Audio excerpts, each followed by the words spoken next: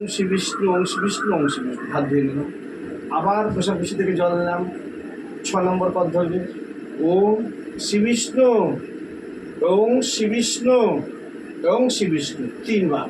কারণ এই মুখে আমরা অনেক কথা তো এতক্ষণ বলে ফেলেছি, অর্থাৎ এখন আমি মন্ত্র করব, কোনো কথা চলবে না, মুখ শুদ্ধি করে নিলাম, ঠিক আছে। তারপর আবার জল নিলাম। এই যে মুখে হাতে গেছে ওং শ্রী বিষ্ণু, এই যে ভাতটা যে হাতে পড়ে গেল, এতে তো হাতটা এটা হয়ে গেল, তার জন্য আবার একবার জল নেব, নিয়ে ওং শ্রী বিষ্ণু ওং শ্রী বিষ্ণু ওং শ্রী বিষ্ণু সবসময় বাঁ দিকে ফেলবে, ডান দিকে না, বাঁ দিকে। আবার জল নিয়ে 6 নম্বর পর দেখুন দেহের 9 জায়গা বলতে হয়। আমাদের বিশ্ব ব্রহ্মাণ্ডে 9টা গ্রহ, এই 9টা গ্রহের আমাদের দেহের মধ্যে বিরাজ করছে, তাই তো। অর্থাৎ দেহকে আমার পবিত্র করে নিতে হবে। কিভাবে? ওই যে গঙ্গা জল নিলে, গঙ্গা জল, ঘি, মধু, অপরু, গোলাপ জল সব মিশিয়ে, কাঁচা দুধ মিশিয়ে ওই গঙ্গা জল যে পুড়ে নিলে, ওই গঙ্গা জল একটুখানি কুশি দিয়ে হাতের বা তালুর মধ্যে রাখবে, রেখে 6 নম্বর পদ ধরবে। এই যে ওং শ্রী বিষ্ণু মাথায়, এবার কণ্ঠে ডাইরেক্ট দেখো কণ্ঠ, ওং শ্রী বিষ্ণু নাভিতে, ওং শ্রী বিষ্ণু বাহুতে, ওং শ্রী বিষ্ণু বাহুতে, ওং শ্রী বিষ্ণু, ওং শ্রী বিষ্ণু, ওং শ্রী বিষ্ণু, তারপর ওং শ্রী বিষ্ণু, তারপর এই দুটো ওং শ্রী বিষ্ণু।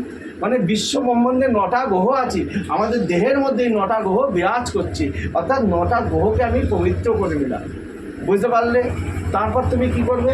ভগবানকে যখন ডাকবে জপধ্যান করে, উনি কোথা থেকে আসবে তুমি তো সে জানো না বাবা। উনি 6 দিক দিয়ে আসতে পারবে, পূর্ব, পশ্চিম, উত্তর, দক্ষিণ, ওপর, নিচ, এরপরে ঈশান কোণ আছে, ঈশান কোণের দরকার নেই। অর্থাৎ তখন কী করে কুশির মধ্যে জল নিয়ে হাতের মধ্যে নেবে ওং শ্রী বিষ্ণু ওং শ্রী বিষ্ণু ওং শ্রী বিষ্ণু ওং শ্রী বিষ্ণু ওং শ্রী বিষ্ণু ওং শ্রী বিষ্ণু, মানে পূর্ব, পশ্চিম, উত্তর, দক্ষিণ পুরো তোমার পবিত্র হয়ে গেল। এবার ভগবান যেখান থেকে ইচ্ছা আসতে পারবে। তুমি কোন জায়গাটা করবে? আসনে বসে করবে। আর তোমার আসন, মার আসন, বাবার আসন, বউর আসন চলবে না। আসন আর মালা সবসময় নির্দিষ্ট একার হয়, এগুলো কারো হয়। তোমারটা তোমারই হবে, মারটা মারই হবে, বউয়েরটা বউয়েরই হবে। বোঝাতে পারলাম? হয়ে গেলে তুমি মাকে পুজো দাও। আর কী করবে?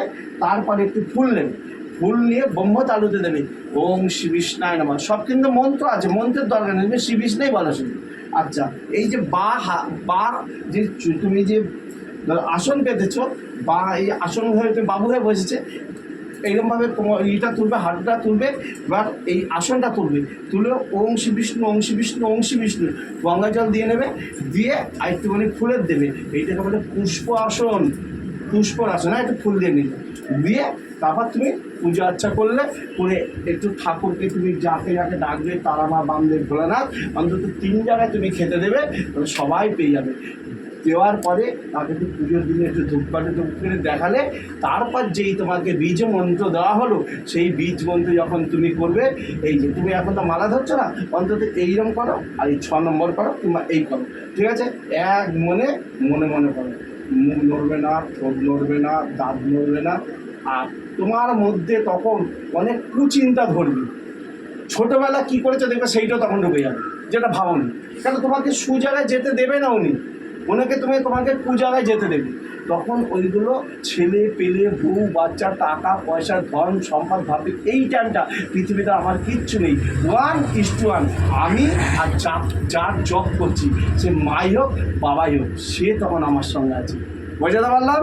ওই এক মনে তার পুজো করে ধূপকাঠি জ্বালিয়ে এক মনে নাম জপ করে। জবের মধ্যে গুনতি মনে রাখবে না, তাহলে কিন্তু তোমার মাইন্ড থাকবে গুনতির মধ্যেই, জবের মধ্যে না, ভগবানের জন্য। এইভাবে জব করতে থাকবে। বোঝাতে পারলাম? জয় ভগবান, জয় ভগবান।